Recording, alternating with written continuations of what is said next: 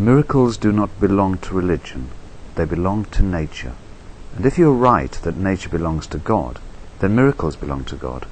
And if nature was given to you by God, then they belong to you. But whatever the case, they don't belong to religion. That's those type taken care of. You know, the general hand-me-down miracles, the ones that you've heard about and utterly you know to be true in the deepest part of your soul, but never actually saw or experienced for yourself. Mostly the big ones that happened either millennia or centuries ago, walking on water, water into wine, rising from the dead. But the other type, the ones that are first-person miracles, that have actually happened to you, took place in your life, well, you know full well that they're between you and your God. They didn't need some imam or priest yelling at you from the pulpit for them to happen. You saw Jesus walk into your bedroom. You were healed of a terminal disease by the touch of Muhammad. The angel stopped you from committing suicide.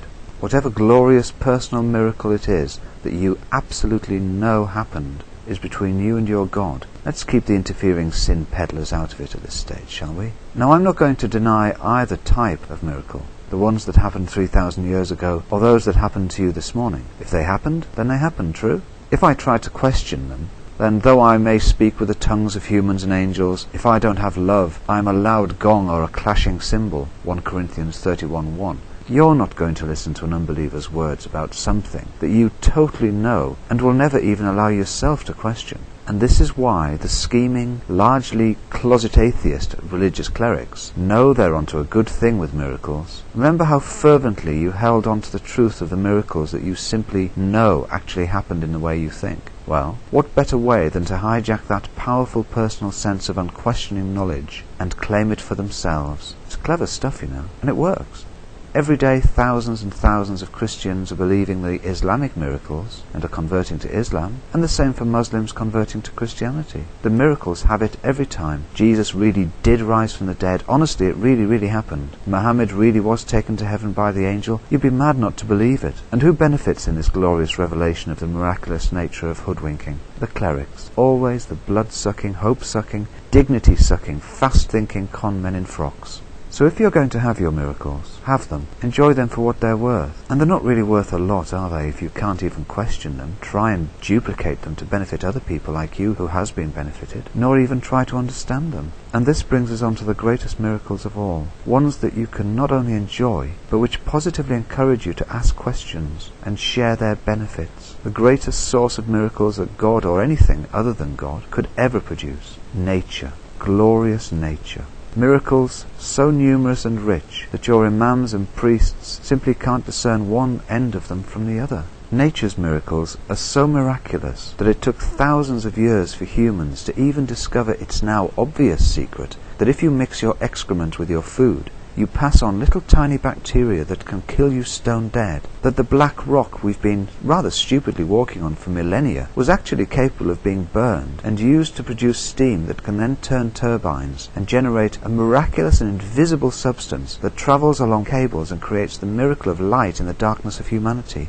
That even now we've discovered a tiny percentage of the miracles that await us. Some we can just about conceive, like a pill that can genetically alter a whole generation of people so that AIDS and cancer and Alzheimer's disease disappear from human experience altogether, through to the barely imaginable miracles of pollution-free power sources, a violence-free human family, where humans will dispense with our existing frail and high energy-consuming physical bodies and create a form where we can live to all intents and purposes forever, all joined in harmony like a living internet, and learning at incredible speeds and enjoying our existence in ways that themselves would seem miraculous to our currently limited five senses.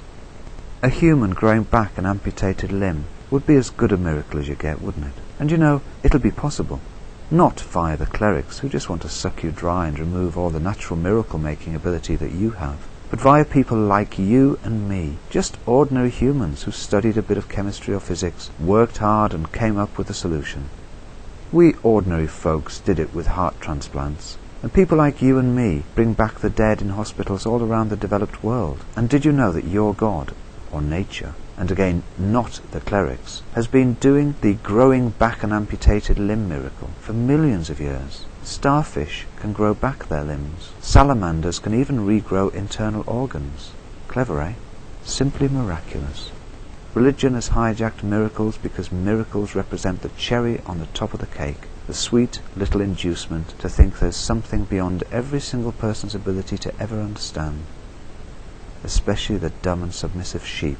And my question to you is this: Ba, ba, little black sheep, dare you reclaim our miracles from the manacles?